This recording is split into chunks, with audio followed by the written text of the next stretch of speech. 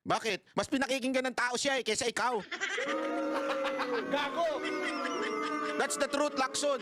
Kasi ikaw, political butterfly ka. Paro-paro. Maraming meaning yun. Butterfly. Butterfly! Ha? Tumigil ka nga dyan. Ingit na ingit ka dito kay Libiste. Ngayon, may interview tayo. Sir, follow-up questions lang. Excuse me lang ha. Can I just confer with him for a while? Pasensya. Hoy, yung microphone, bukas! Si Topacio, attorney, yung microphone, delicate siyang ginagawa mo. Dapat kumuha ka muna ng tela, tinakpan mo lahat ng microphone.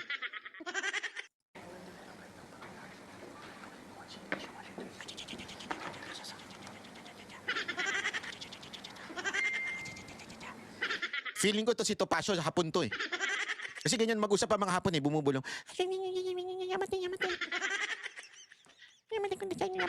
Ganyan, ganyan.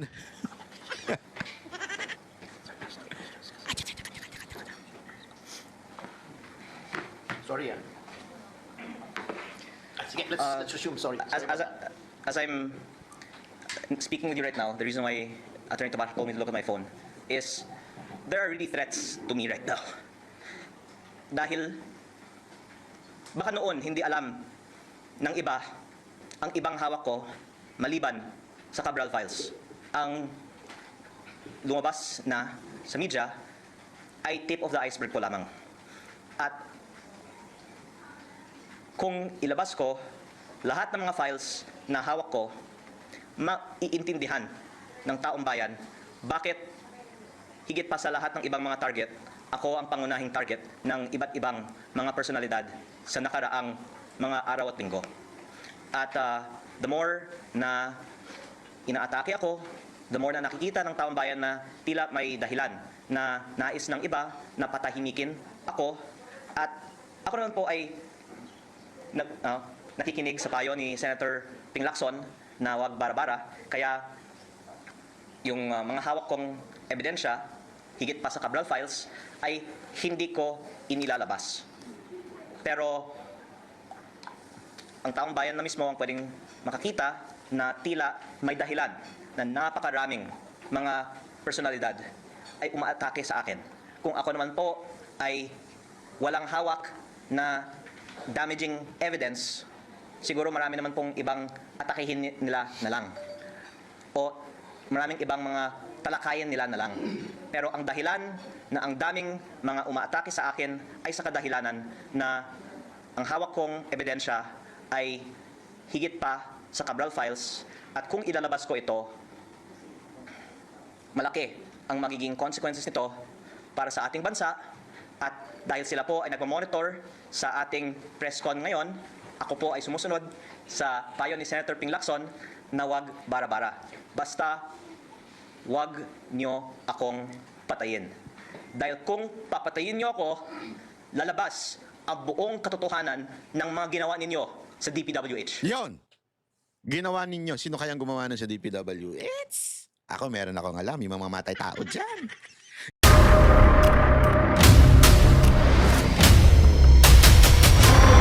Bago tayo mag-umpisa, baka pwede nyong i-like ang video na to.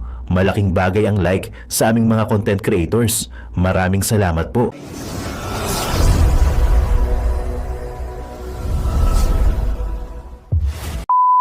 Answer by yes or no, or you will be contempt. Easy. Gago! Easy lang. Ay sana Alam mo, kaya gusto ko ito eh, itong batang to. Sa totoo lang, sayang nga hindi ko siya na-meet nung nag-guest siya sa Vox Populi. Kasi tayo po ay nasa bakasyon na. Sana magkaroon tayo ng one-on-one interview dito sa bata na to.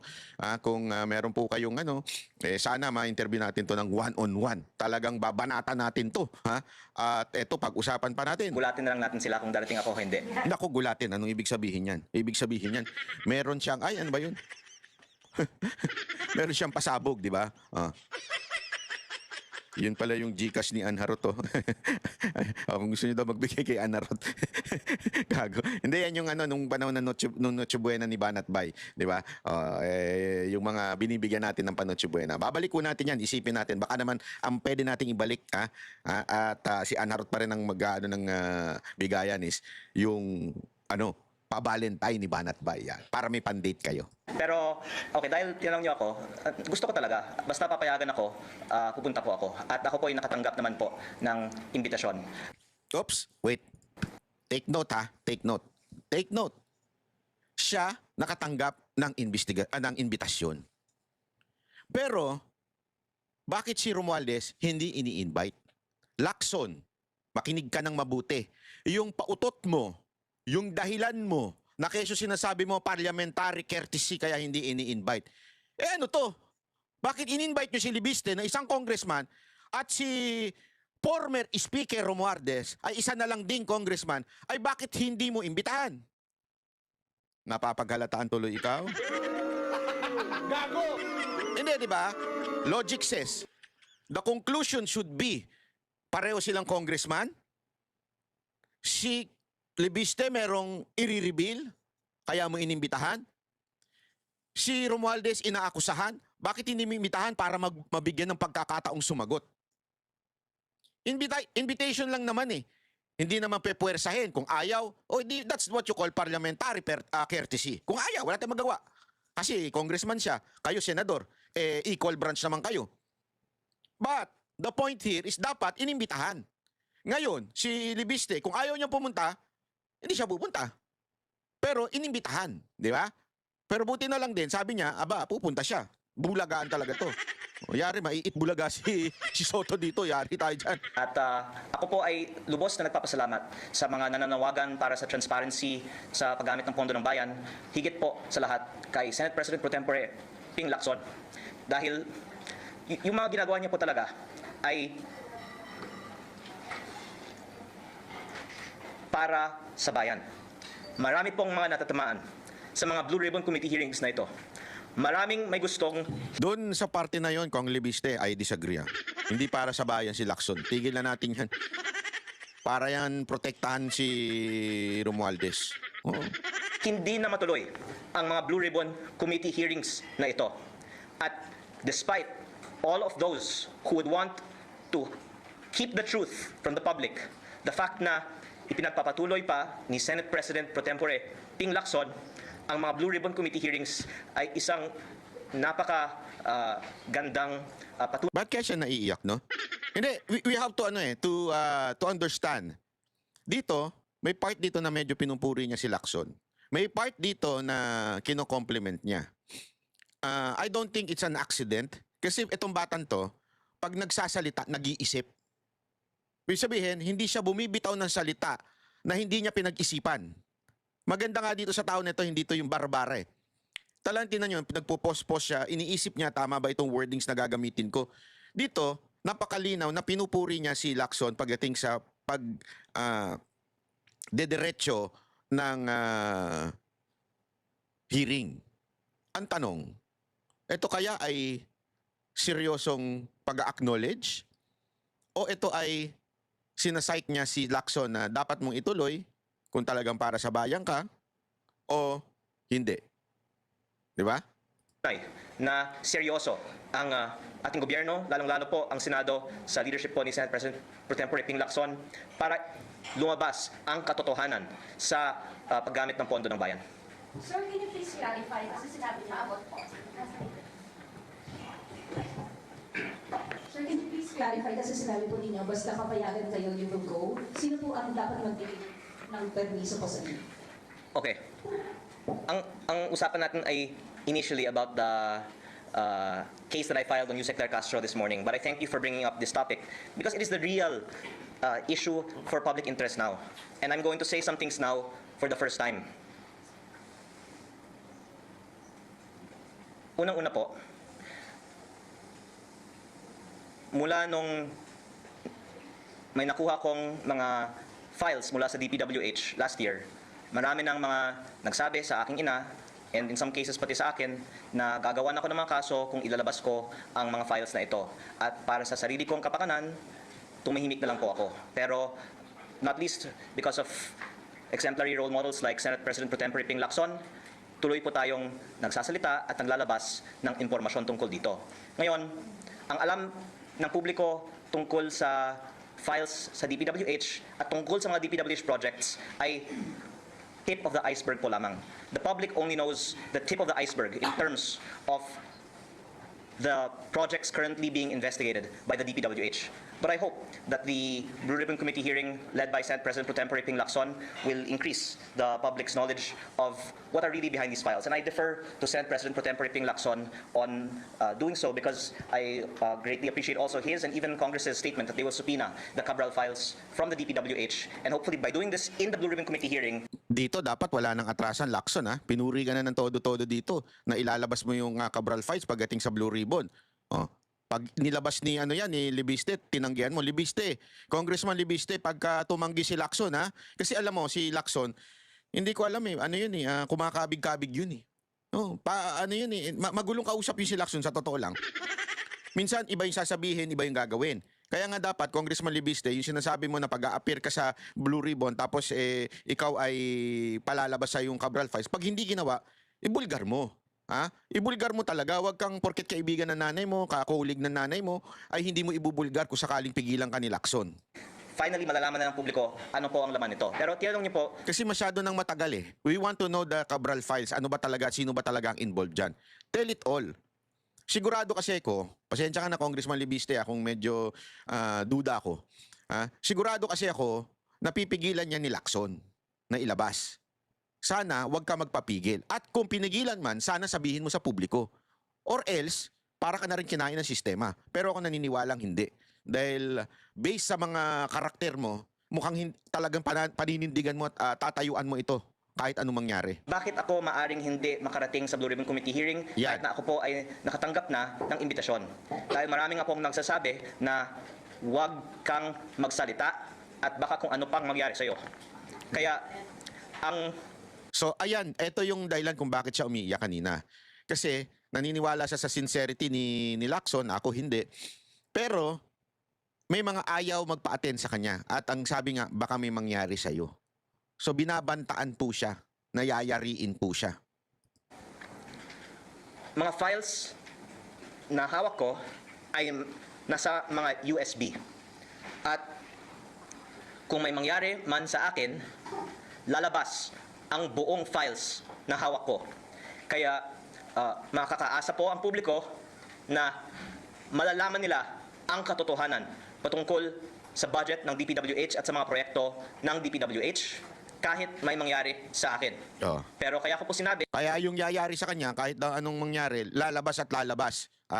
Lalabas at lalabas yan. So, wag nyo nang yariin siya kasi maaaring, kasi alam mo, ganyan naman talaga di ba? Always remember, di ba, yan yung inugali ng mga, kahit noong unang panahon pa lang, history tells us na maraming ganyang pagkakataon na yung pipigilan, yayariin, papatayin, lalo tuloy lumalabas. So pag niyari nyo ito si Congressman Libiste, naku po, baka yan na mag-trigger talaga. Di ba? Wag nyo nang gawin. Hayaan nyo na lumabas. na hindi ako sigurado na makakarating ako sa Blue Ribbon Committee hearing dahil kung babasehan ko po sa mga ipinarating na sa akin at sa aking ina, hindi ko po alam kung ano po ang mangyayari sa akin bago mag Blue Ribbon Committee hearing. Opo, sir, hindi naman po ibig sabihin na you need to seek permission from the House leadership or the Speaker. Hindi po. Basta ako po ay may imbitasyon. Basta ako po ay hindi patahimikin, nais ko pong dumalo sa Blue Ribbon Committee hearing. Sir, can you please clarify the information that you are still the Vice Chair of the Board of Solar Philippines? Ako po ay may-ari ng Solar Philippines.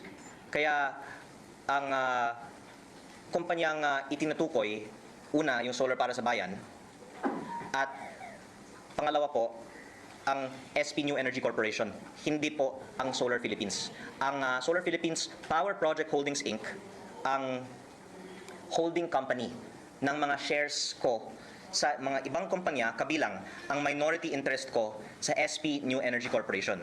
Ako po ay walang management involvement sa SP New Energy Corporation at I believe may komunikasyon ang SP New Energy Corporation sa DOE ako po ay hindi nakakatanggap ng mga komunikasyon na ito.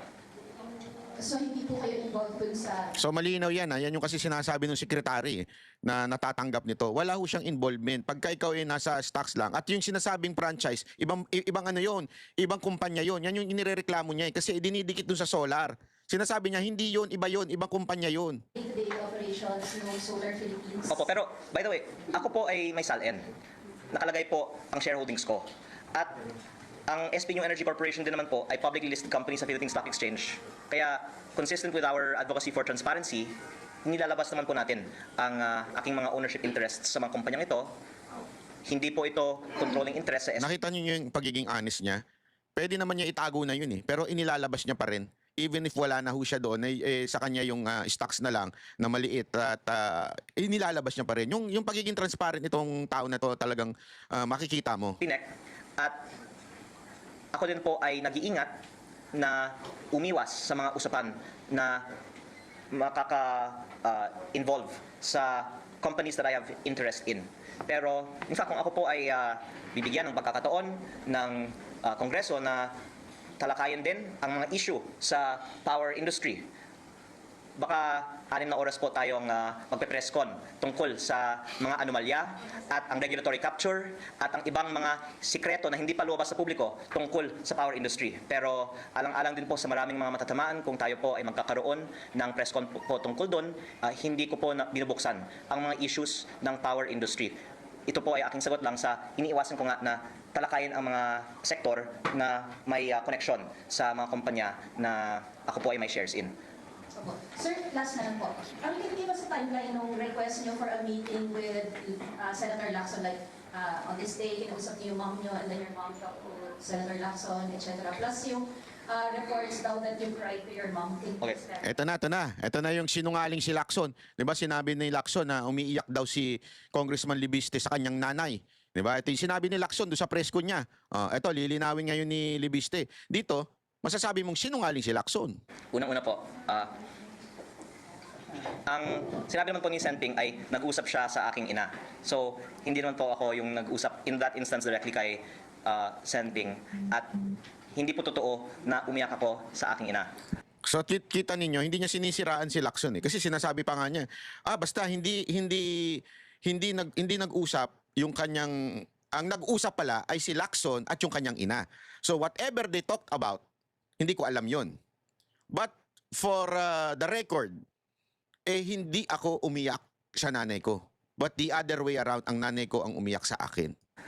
Baka mas totoo po na ang aking ina yung umiyak. Pero ang sinabi naman po ni Senping sa kanyang press briefing ng isang araw ay ako po ay dumadaing sa aking ina.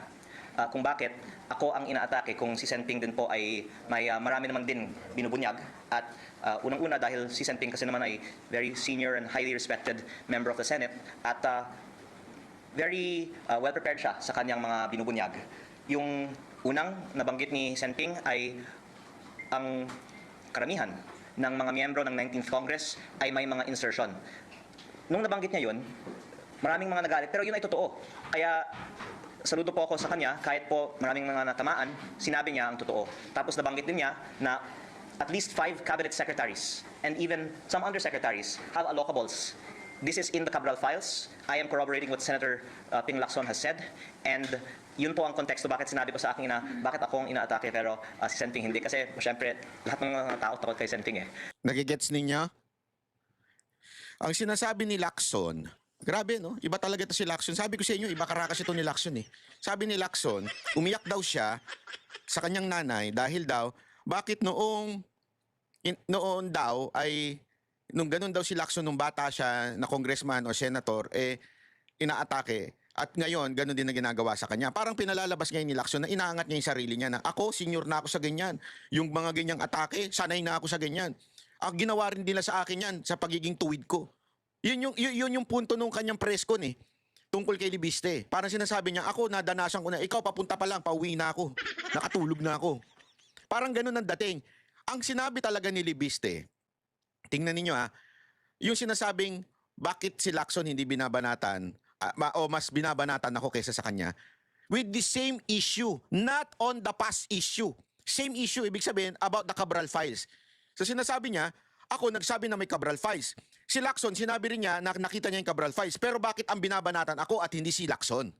Yun yung kanya sinabi ni Libiste. Pero iba ang pinalalabas ni Lacson. Naku po. Gago! Sabi ko sa inyo, may something eh. I-rewind natin yung part na yun para mas maintindihan natin. ina yung umiyak.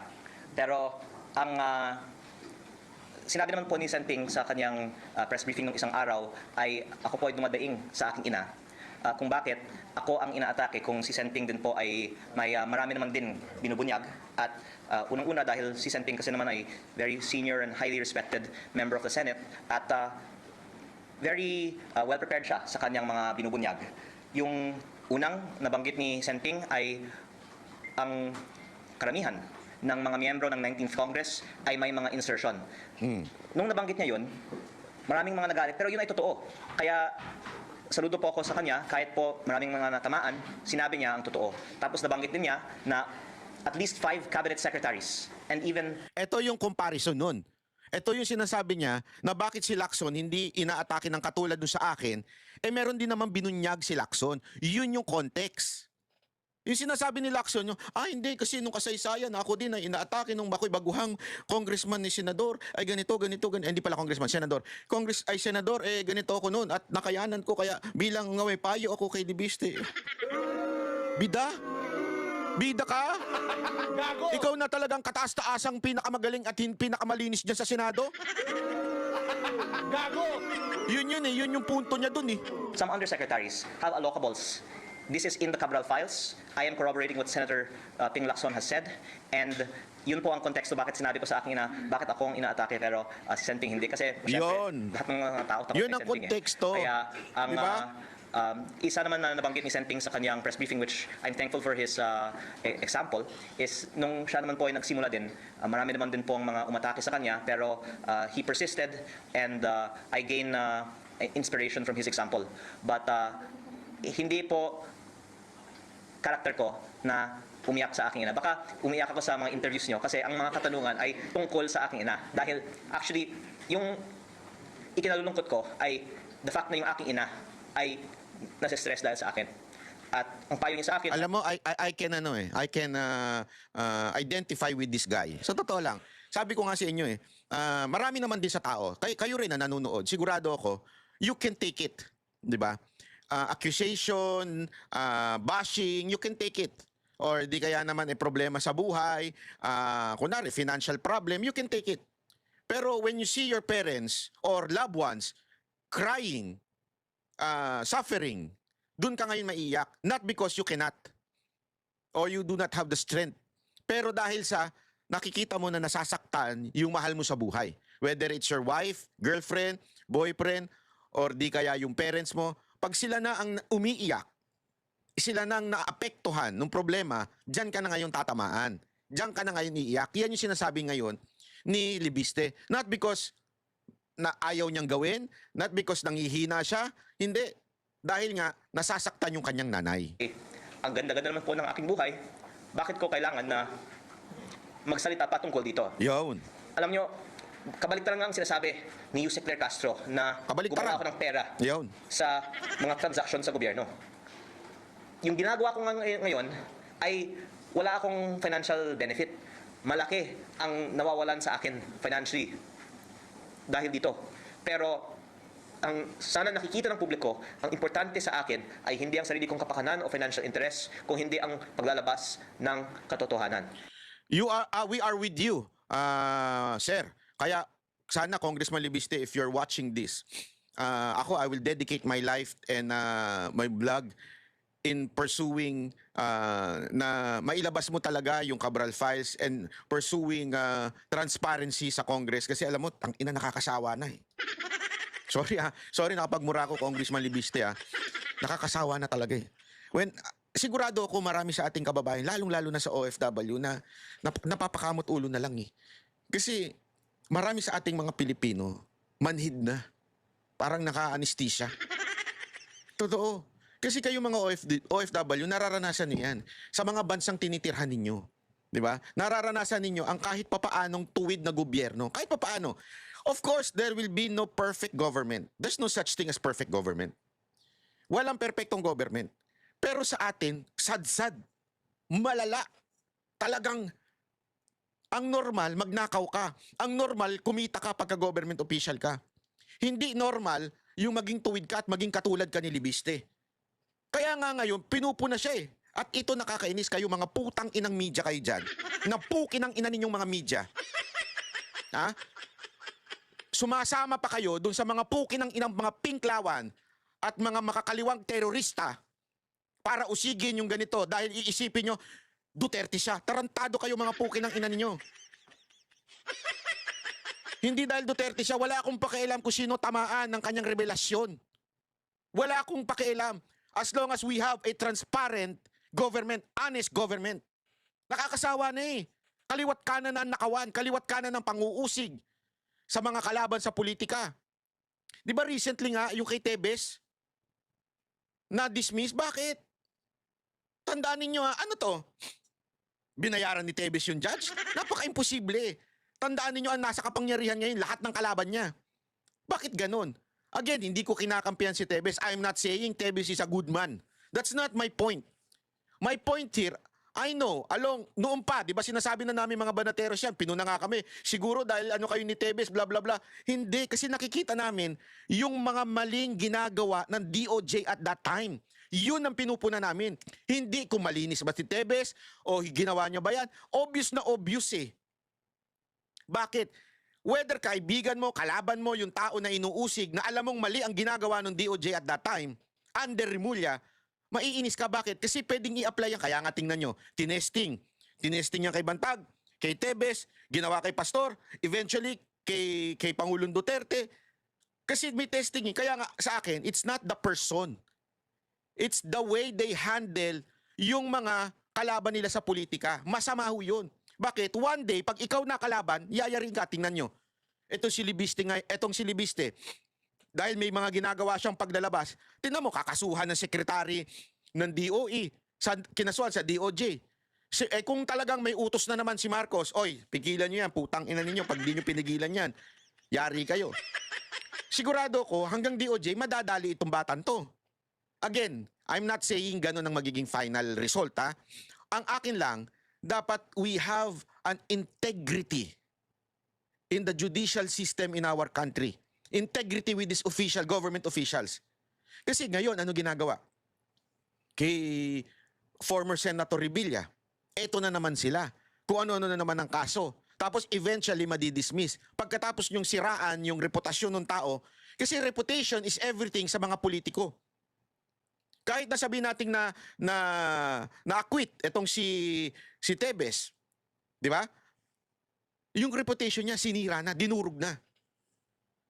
Eh, gano'n na naman ang ginagawa dito sa isang kalaban na si Senator Revilla. Yung reputation sinisira. Para nga ano? Again, para lang masira yung reputasyon ng mama dahil kalaban sa politika.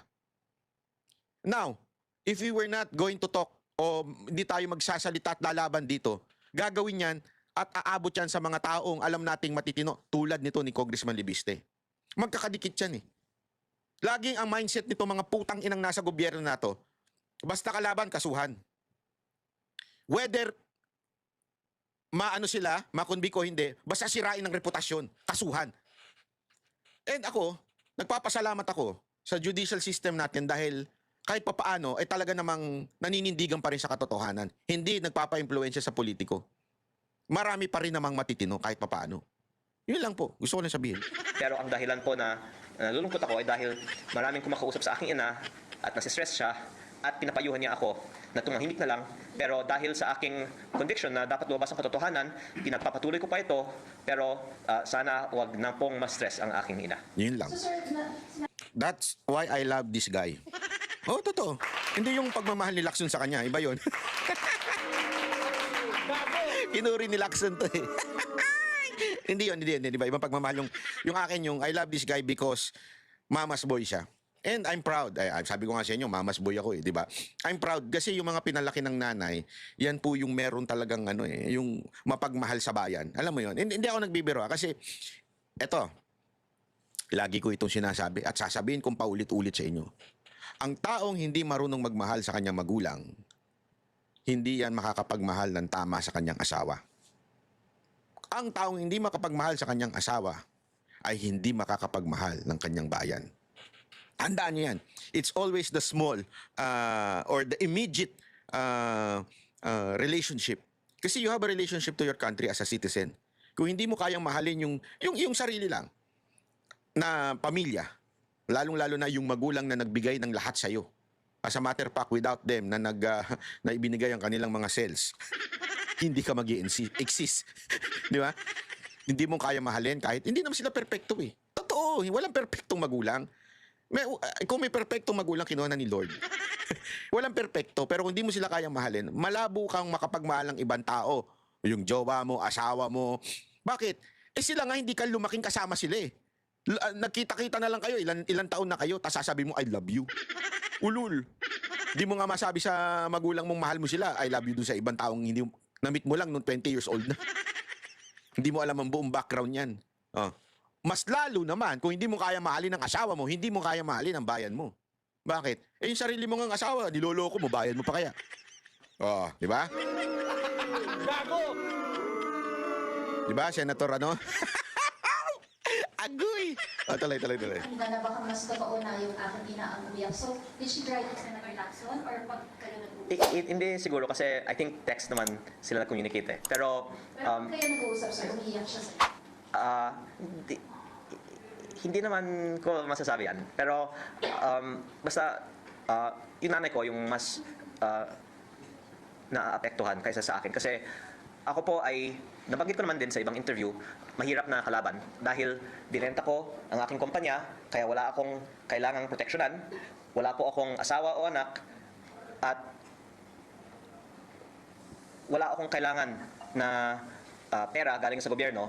Ang gusto ko lang po ay ilabas ang katotohanan at kung aatakihin ako, lalo kong ilalabas ang katotohanan. Yan. Sir, how Pero Yan ang gusto ko sa'yo, bata. Yun. ang aking ina naman, bilang ina, ay syempre, concerned sa kanyang anak. Siyempre, matik yun. Sir, how do you think yung advice po ni Senator Lacson na wag bara-bara? Ako po ay nagpapasalamat sa payo ni Senator Lacson at I will actually follow that kasi ilang araw naman hindi ako nagpa-interview eh. Pero ang problema, kinakontak niyo ako para magpa-interview. Kaya nandito tayo ngayon, di ba? Pero para malinaw ha, ang media yung nangungulit sa akin. Pero hindi ko nga pinagbibigyan ng ilang araw. Yan, malinaw yan ha. Kasi sinasabi ni Lacson, araw-araw daw na nasa media siya. Lacson, inggit ka kasi. Bakit? Mas pinakikinggan ng tao siya kaysa ikaw. Gago! That's the truth, Lacson.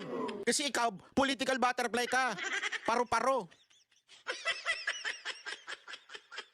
Maraming meaning yun, butterfly. Butterfly! Ha? Tumigil ka nga dyan. Inggit ka dito kay Libiste. So ngayon, may interview tayo. Thank you, sir. Sir, follow-up questions lang. Excuse me lang ha. Can I just confirm with him for a while? Pasensya. Hoy, yung microphone, bukas! Si Topacio, attorney, yung microphone, delicate siyang ginagawa mo. Dapat kumuha ka muna ng tela, tinakpan mo lahat ng microphone.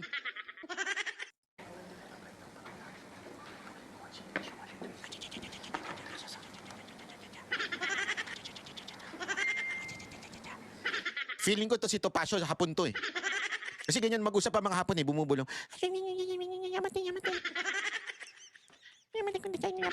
Ganyan.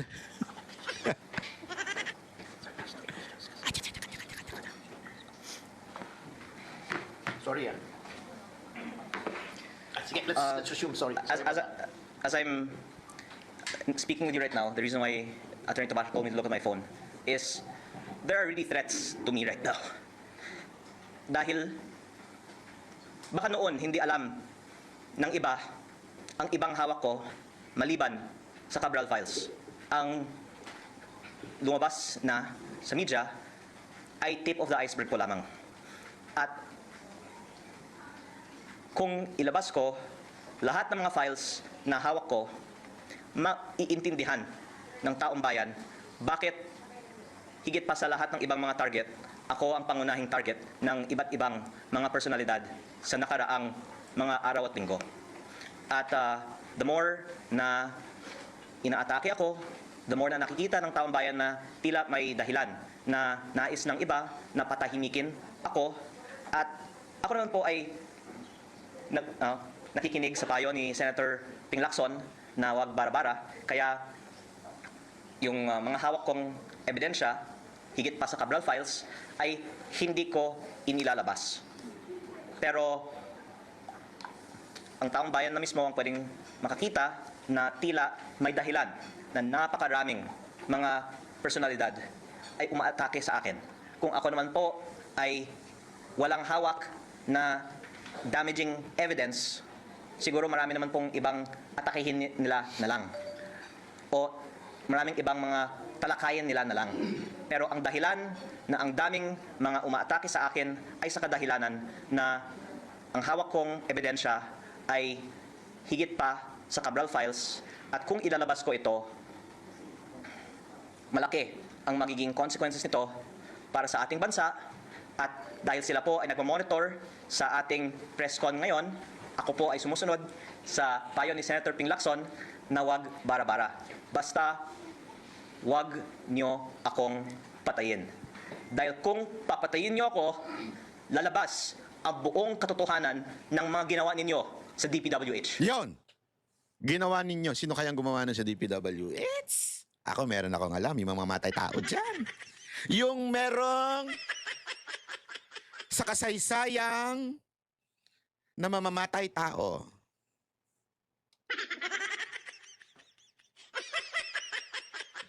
Kayo ang humusga. Sino ba ang sa politiko sa kasaysayan ang merong merong record ng mamamatay tao sa mga kalaban? Bagka isa na naman na magkadalwa na.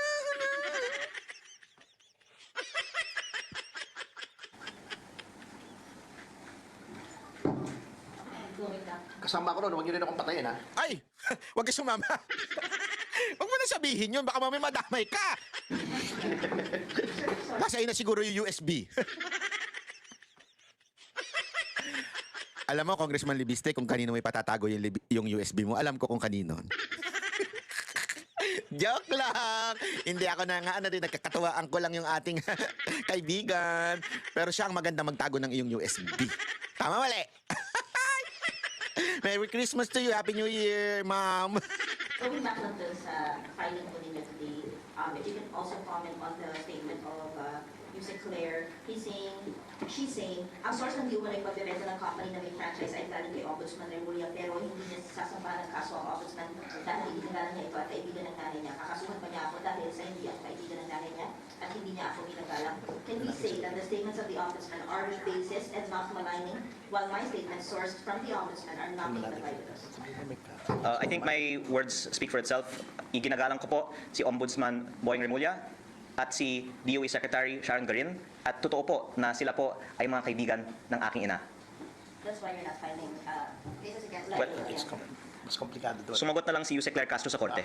Yun! Sir, you also said that Pero pwede ko pong bigyan ng pagkakataon kay Atty. Topacio na linawin din sa publiko bakit mananalo tayo sa kasong ito at si Yusek Claire Castro ay magbabayad Yun. ng damages sa kasong ito. Dapat pagbayarin yung animal na yun! Yun! At kung gugustuhin Explain ko na kanina. sana na sampahan siya ng criminal case, si Yusek Claire Castro ay makukulong. Pero dahil ayaw ko siyang masaktan, hindi ko siya sinampahan ngayong araw ng criminal case pa. Pero, Attorney, nothing more you want to add? Oh, wala na. Kasi ano lang nga, as I already explained, medyo komplikado yung dynamics eh. But let it be known na this is not the last. This is maybe the first, but this is not the last. Nako. Kung meron pa kami nakikita against any other person, then a-advisean po namin ang aming kliyente kung anong dapat gawin. But ito lang just to vindicate, this is more of vindication. So, katulad ng sinabi niya, ayaw niyang makulong si Yusek Claire Castro. Grabe siya, no? Hindi, totoo. Tingnan mo yung nung puso nung bata na to, no? Ayaw niyang makulong si Castro. Hindi yun ang kanyang Hindi ang kanyang motibo ay gumante, di ba? Hindi yun ang kanyang motibo. O yung sinasabi ni Yusek Castro ngayon na patahimikin daw siya. Pustahan tayo, dadamay na naman niya si Duterte, oh. Ako na magsasabi sa'yo, si Duterte nagutos dyan, nandun sa ICC. Ako na magsasabi sa'yo, Yusek Castro. Si Duterte nag-utos kay Libiste, si Pangulong Duterte, para patahimikin ka. Hindi nga makapasok yung hindi makakamag-anak dun. Dadamay mo naman mga Duterte. Tuloy. Bayad lang ng 110 million. Ito. Pakinggan natin yung kaso. Ito. Sinampahan ng reklamong libel ni Batangas Representative Leandro Leviste si Palace Press Officer Undersecretary Claire Castro. Kaugnay yan sa mga patunsyada umano ni Castro sa kanyang vlogs laban sa solar firm na tinatag ni Leviste. Maituturing daw na libelous ang mga sinabi ng Undersecretary. Pinupuna kasi ni Castro ang umanay pagbibenta ni Leviste sa kanyang kumpanya na may prangkisa, bagay daw na labag sa batas. Paglilinaw ng kongresista, ayaw naman niyang ipakulong si Castro pero dapat daw siyang panagutin. Kaya civil at hindi criminal case ang hinain niya sa korte. 100 Grabe rin, no? Malinaw kasi yan, eh. Para lamang po sa mga hindi nakakaunawa dito sa issue to. Kasi eksperto na tayo dyan, eh. May PhD na ako dyan, eh. Sa dami na nagkaso sa akin na na-dismiss naman din. Meron tinatawag na criminal at saka yung civil. Anong pinagkaiba nun? Kaya nga marami nagsasabi na yung libel dapat dinidecriminalize. Bakit? Sa ibang bansa, sa Amerika, alam ko decriminalize na yan, eh. Yung civil, damage lang. Okay? Na ikaw ay nanira ng puri, nanira ng reputasyon, nanira ng may malicious kang kasi importante 'yun, eh, yung malisyoso yung pagsabi o pagbibintang na may isang krimen yung ginawa yung tao na 'yon o may isang maling ginawa yung tao na 'yon, o paninirang puri ika nga. Kailangan malisyoso yung ginawa mong 'yon. Ngayon, ang problema kasi doon sa criminal, supposedly, although na nag-issue na ang Supreme Court din na medyo hindi na makukulong, meron basta nakalimutan ko na kung paano explanation ng ginawa ng Supreme Court doon. Pero meron ng issue diyan na kung saan talagang matindi, kung makulong ka man, matindi yung pagkasabi mo ng libel. Pero yung criminal case, kasi kulong yan. Sa criminal case, huhulihin ka. Magaganon ka, yung ganyan-ganyan, yung pangalan ko, ganyan. Tapos, magbe-bail ka. Yan ang gustong-gustong ginagawa ng mga politiko. Sa mga kalaban, lalong-lalo na sa mga media. Actually, usong-uso na yan. Noon pa lang, yung mga local government, yung mga opisyal, mga mayor, mga konsihal, tapos bibirain sila ng mga nasa radio station, ng mga anchor, yung mga local radio station. 'Di ba? Tapos ang gagawin nila para manahimik, kakasuhan nila. Tapos, siyempre, pagka nagkaroon ng probable cause yun, pag nagkaroon ng probable cause, fiscal pa lang, warrant ka na. So, magigipit ka na ngayon. Kailangan ka na mag-bail. Pag hindi ka nakapag-bail, kulong ka, matik. Tapos, marami pa dyan ang ginagawa, kinakausap yung fiscal. Alam naman natin, medyo yung ibang fiscal, delicates din, eh. Di ba? Kakausapin, ilalabas Friday night. Tapos, ikukulong. So, baka kapag bail yung tao, Monday na. Ibig sabihin, practically is, ang ano dito ay gipitin lang. Kaya nga pinapa-decriminalize na lang ito para hindi gipitin ng mga politiko yung mga nagkikriticize sa kanila. Marami nang ginawang hakbang ang Korte Suprema para maiwasan na magamit siya ng mga politiko. Pero hanggang ngayon, ginagamit pa rin po yan ng mga politiko para gambalain yung mga nagkikriticize sa kanila. Yung sa criminal case naman, sa civil pala, yung civil case, sinampa naman ito, na hindi yung criminal, doon, hindi ka masyadong magagambala at kung madesisyonan man ng korte, penalty lang. Pagbabayarin ka lang ng korte. As a matter of fact, ito ay factual na ito sa ground nangyayari. Minsan pa nga, kahit 100 million plus yung kanyang damage na hinihingi, matagal bago masingil yung akusado. Walang nag-i-implement. Napakahirap. Ang punto lang kasi dito ni Leviste ay hindi yung parusahan, hindi yung mag-suffer si Castro. Ang ano lang niya dito ay siya po ay ma-vindicate. Siya po ay masabi ng korte na Castro, guilty ka, mali ka, at tama si Leviste. Lahat ng sinasabi mo, packing fake news. Di ba? At tama si Leviste. Yun lang ang gusto ni Leviste talaga dito eh. Napaka-obvious. Kasi kung gusto niya talaga mag-suffer itong taon to, ipakukulong niya to, criminal case. Hindi eh. Civil lang. Para lang ma-vindicate na tama yung sinasabi niya na hindi totoo yung sinasabi nila inaakusa sa kanya. million pesos ang halaga ng danyos na hinihingi ni Leviste sa reklamo. Sila po ay nagpahayag tungkol sa akin, kaya ngayon po ako po ay sumasagot. At kaya po hindi namin ngayong araw sinasampahan kay Yusek Claire Castro ang isang criminal case dahil sa tingin ko mananalo tayo, pero maaawa naman po ako kay Yusek Claire Castro kung siya po ay kaagad makulong. Kaugnay po ng balitang yan, makakausap po natin si PCO Undersecretary Claire Castro. Magandang hapon po sa inyo, Yusek Castro. Yes, good afternoon sa iyo, Ruth, at sa lahat ng nanonood sa iyong programa. Good afternoon po. Direkta na po tayo, yaan sa pagsasampa ng libel sa inyo ni Congressman Leviste. Ano pong masasabi nyo dyan? Actually, Ruth, hindi ko pa natatanggap kung yung complaint, so hindi ko alam yung mga allegations. So, sasagot lang ako doon sa mga nadidinig kong sinasabi niya. According to him, kaya siya nag-file sa akin dahil sa sinabi ko daw na nagbenta siya ng kumpanya na may prangkisa. Tama? At naitanong din to sa isang programa, sa isang interview, na hindi galing sa akin ang nasabing balita ko, hindi mismo kay Ombudsman. Sa Ombudsman. Pero hindi nga niya daw sasampahan ng kasang Ombudsman. Mas pinili niya akong sampahan, kahit ako yung hindi yung source. Well, anyway, kung yun lang naman ang issue, Ruth, kasi yun lang yung nababanggit niya, siguro mas maganda, unang-una, meron naman kasi talaga siyang issue sa DOE. So mas maganda, sagutin muna niya yon kaysa ma-divert yung attention ng tao dahil baka mawala yung issue tungkol sa pagmumulta sa di umanong hindi niya pagtalima sa kanyang obligasyon dito sa kanyang mga solar firms. At ito'y naging malaking kawalan sa ating bansa at sa sabi ni Secretary Sharon Garin ay naapektuhan ng 12,000 households. Yun ang sa aking pagkakaalalang sinabi ni Secretary Sharon Garin. So dapat masagot muna niya yan dahil talagang malaki ang epekto nito sa hindi pagtalima sa obligasyon. Now, patungkol sa sinasabi niya na sinabi ko daw na hindi naman siya nagbenta daw siya ng kumpanya na may prangkisa. Hindi din sa akin galing yon. Mismo siya ang nagsabi sa isang interview nung tinanong siya kung ano ang estado ng solar para sa bayan na siyang may prangkisa. Sinabi niya na hindi na siya ang may-ari. At tinanong siya kung ito ba'y na-divest niya. Sinabi niya, oo, nag-divest siya.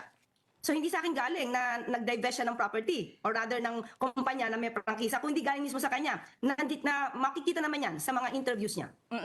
Yung medyo pinanood ko nga rin po briefly yung kanyang briefing kasi ang sinasabi niya kasi parang nagkamali daw po kayo sa anyway, masalimuot po yung mga kumpanya, no? Ang sinasabi niya lang po, nagkamali daw kayo, hindi daw kayo nag-research doon sa pagtukoy sa kanyang Ganyan naman yan, nahilig sa fake news. kumpanya na binenta na hindi naman daw po niya binenta yung merong franchise. Parang ganun yung paliwanag niya, parang iba yung tinutukoy na kumpanya, ano po. Pero may binanggit din kasi siya, I mean, if you're just looking at yung mga companies na sinasabi niya, no? Pero ang sinasabi niya rin po ay tila kasi yung mga ganitong mga pahayag niyo daw, nililihis lang daw yung tunay na issue tungkol dun sa usapin po ng korupsyon sa gobyerno.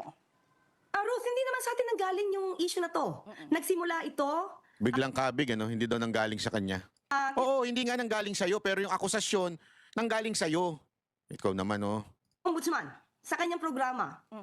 Doon nag-start ito. At ang sabi nga niya, di ba, hindi dapat lang nape-flip ang pag-aari, lalo na kung may prangkisa. At ito din naman ay nanggaling din sa Secretary of Energy. Hindi po ito galing. So hindi maaaring sabihin na iniiwas lang yung politika or iniiwas lang yung totoong issue. Iba ang issue sa flood control projects. Iba ang issue dito sa kumpanya na may prangkisa na hindi daw niya natupad. Hindi niya natupad ang kanyang obligasyon. At muli, sabi niya, hindi siya nagbenta ng kanyang kumpanya na may prangkisa. Mas maganda dito, Ruth. Lahat, iniimbitahan ko na. Tignan niyo po yung kopya sa SEC nitong solar para sa bayan. Makikita natin dyan kung talagang hindi siya nag-divest. But anyway, inamin naman niya, nag-divest siya. Sinabi niya sa isang interview. Yung sinasabi niyo nga kasi hindi kayo yung source, no, tungkol dito sa mga usapin, tungkol dito sa mga solar energy companies ni Congressman Leviste. Bakit po kaya kayo yung kinasuhan? Ano Ayan na. kaya kayo yung pinuntirya? Anong tingin niyo dyan? Hindi, inamin niya kanina sa interview niya rin. Sabi niya, hindi niya na makakasuhan si Ombudsman dahil daw kaibigan ng nanay niya at ginagalang niya. So does it mean ba na dahil hindi ako kaibigan ng nanay niya at hindi niya ako ginagalang, ako yung pipili? Hindi ka naman kasi talaga kagalang-galang Yun na totoo. Gago! Hindi ka dapat kagalang-galang, ate. Gago! Niya. So sinisingle out niya ako. So parang ako yung ayaw niyang pagsalitain. Well, in the first place, sabi ko nga, Ruth, lahat ng aking na-content, base naman din sa news. At nagre-react lang tayo at ina-explain ko sa mga viewers natin yung legal implication nito. Pag kami prangkisa ka, paano mo binenta, at kung kailan kami conflict of interest. Kasi lumalabas dito, siya pa ay parte ng SPNEC. And I believe, hindi tayo magkakamali dyan, ang SPNEC ay also still engaging, no, and transacting with the government. So ang tanong dyan, may conflict of interest ba siya, being a congressman and still owns 18% dun sa SPNEC. No, I mean, it's just, it is a legal question. Kanina ho, binanggit nyo na based on DOE, no, yung statement ng DOE, may mga naapektuhan tayong kababayan dahil nga dito sa parang hindi natuloy o hindi na unsyami na programa sana nitong solar energy company ni Congressman Leviste. Pero ang sabi niya po doon sa press con, kayo daw po yung parang mga pahayag nyo ay siyang nagkaroon ng chilling effect sa mga investors dahil parang baka daw po ma-discourage yung mga investors dahil daw po na-vlog daw yung mga katulad niya na may mga ganitong hatid naman sana na serbisyo sa publiko. Tinutukoy niya po yung isang project daw po niya sa Nueva Ecija. Yung sa Nueva Ecija ba? Yung sa SPNEC? Sa ano naman po ito eh. Sa Meralco Gen naman po ito eh. Well, anyway, kahit po walang nag-vlog, nasa news po yan. Mainstream pa po. So, papaano niyo po masisisi sa akin kung ang naglabas po nito ay ang Ombudsman at ang Department of Energy. Ipiniliwanag sa lahat ng mga news network, no? Kung paano ba ang nangyari at ano ba yung liability ng Solar Philippines na pag-aari. 99% pag-aari pa, di umano, base sa record po ng DOE, pag-aari pa po ito ni Congressman Leviste. So bakit sa akin niya ituturo kung mismo ang source ay Department of Energy? Sasagutin na kita. Inutusan siya ni Duterte. Yan din naman yung sasabihin mo bandang dulo eh. Huwag ka na patumpik-tumpik. Yun din, eventually sasabihin mo rin yan. Gago! Ombudsman. As a lawyer po, anong tingin nyo? Kumpiyansa ba kayo na masasagot nyo po ito ng maayos? Wala pa naman po kayong kopya, sabi nyo. No? Pero ano po ang next move nyo? Well, as a lawyer and as the defendant in that case, syempre sabihin ko matatalo ko siya. Ama naming Diyos na makapangyarihan sa lahat, salamat po sa iyong pagmamahal na hindi nagmamaliw. Sa gitna ng kaguluhan sa aming bansa, turuan niyo po kaming magtiwala sa iyong hustisya at hindi sa hustisya ng tao. Linisin niyo po ang aming mga puso at ituro niyo po ang tamang daan ng katotohanan at pag-ibig. Tulungan niyo po kaming maging ilaw sa gitna ng dilim at ipakita sa mundo na may pag-asa pa sa pangalan ng aming Panginoon Hesus. Salamat po sa pag-ibig po ninyo at salamat sa pagdinig ng aming mga panalangin at iligtas niyo po kami. Sa pangalawa po niyong pagparito at patawarin po kami sa lahat ng aming mga pagkukulang at pagkakasala sapagkat ito po ang aming samot-hiling sa matamis na pangalan ng aming Panginoon Hesus. Amen. Sa lumang silid, mag-isa kang tahimik. Walang kamera, palakpak ay wala na. Ngunit sa bawat pader ng bayang iniwan mo, may pangalan mong di na mabubura.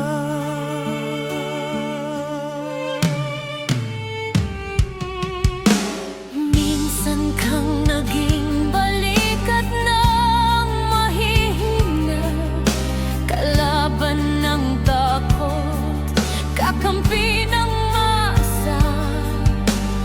Di mo man laging nasabi ang tama, pinili mong ipaglaban ang madla. Hindi ka sakdal gaya naming lahat, pero tumindi ka nang walang pag-atras. At ngayong pagod ka na, tatay, kami naman ang sasalo ng bawat bigat.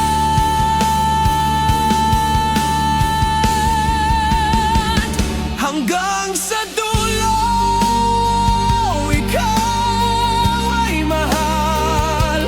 Kahit papagod na ang iyong katawan, tatay, salamat sa iyong paglaban. Ngayon, kami naman hanggang sa dulo. Di ka namin iiwan. Ang kwento mo'y dala ng bayan.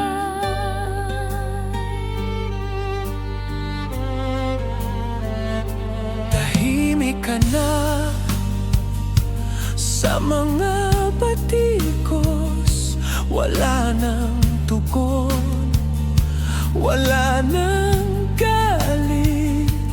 Pero sa mata ng mga maralita, naroon pa rin ang tapat mong alaala.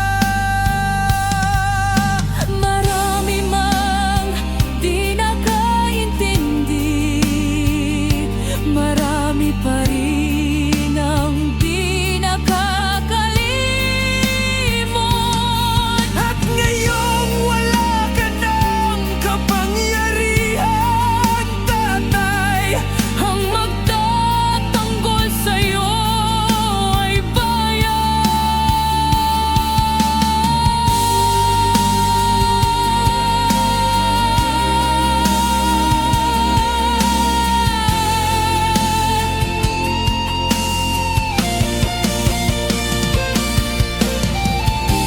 hindi ka nag-iisa. Kahit ngayon.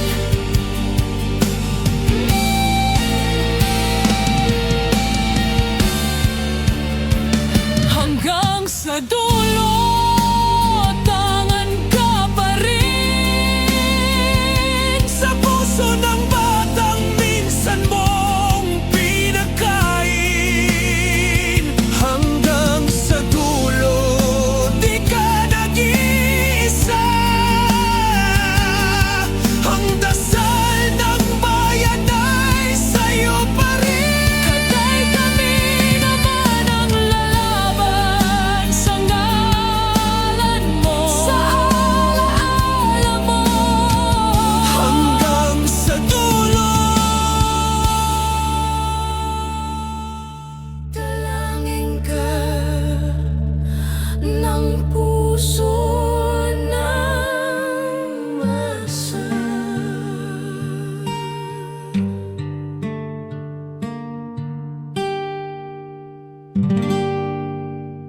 At yun na nga mga kababayan, ano na ang masasabi mo? Kung mayroon kayong hinaing at komento patungkol sa balitang ito, please comment down below. Pag-uusapan natin yan sa comment section.